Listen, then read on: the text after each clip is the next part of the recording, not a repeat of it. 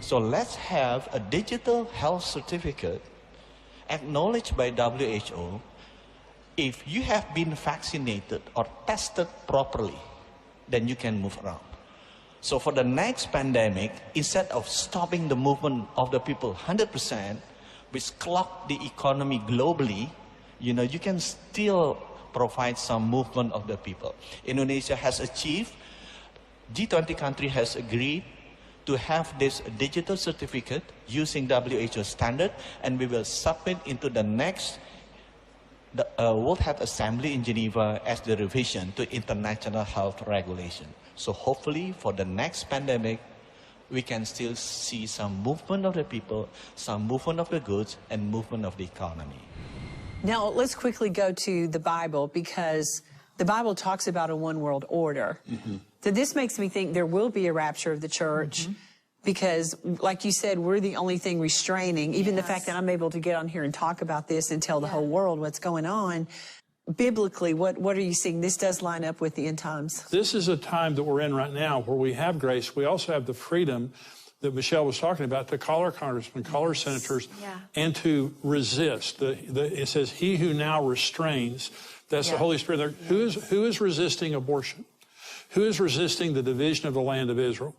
Who is resisting this violation of sovereignty of our personal rights? Who is standing up for marriage? And that's exactly right. That's exactly right. We're restraining, but the point being, what they want us to do is just line up like a bunch of little ducks and all follow them over a cliff. And one of the things, one of these articles that Michelle sent, that if this is ratified, the World Health Organization has complete power over vaccine mandates, global supply chains, my word, monitoring and surveillance of populations. It means they have the right to have all of our personal information, to mandate vaccines, and if you don't fall in line, they cause the global supply chain to we're not coming over here, we're going to go over here. Or you won't have access to your bank accounts. That's right. And so one of the things that was said in this article, too, this is David Bell, a public health physician, former WHO staffer, says, they get to decide what is a health emergency, WHO, and they are putting in place a surveillance mechanism that will ensure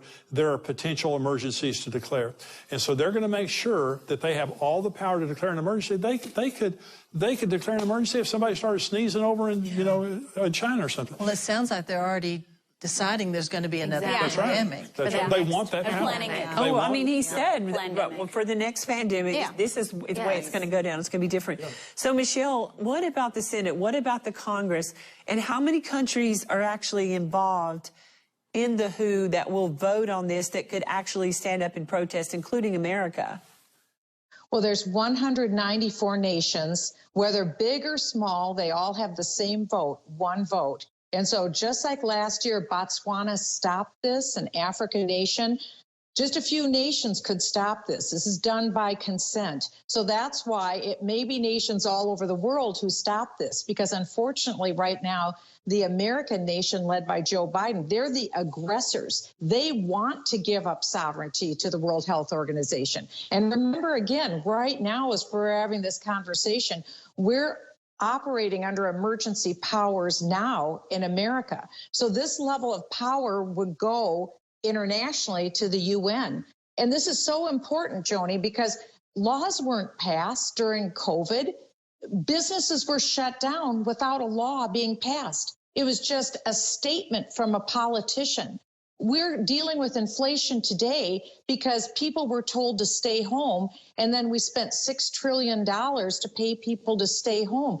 This is absolute carnage that we're still dealing with 3 years into this.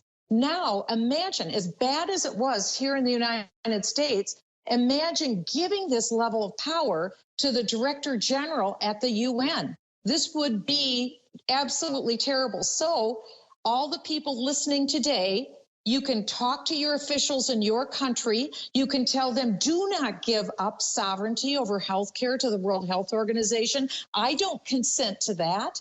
I want to keep sovereignty here in my own country. And then pray, fast, pray. We've got